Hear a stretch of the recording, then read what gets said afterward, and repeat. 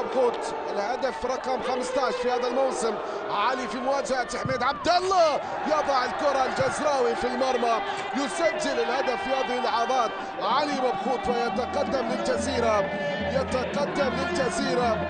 الجزراوي أخيرا يستفيق، يبدأ بالعودة للطريق من خلال هذه الركلة، يسعد جماهيره ويتقدم بهدف من ركلة جزاء.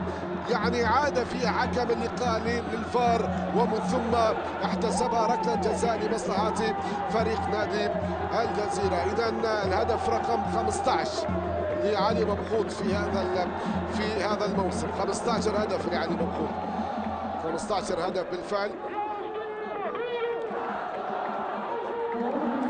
من ركلة جزاء. إذا يتفوق ويتقدم الجزيرة أخيرا من علامة الجزاء، يسجل علي مبخوت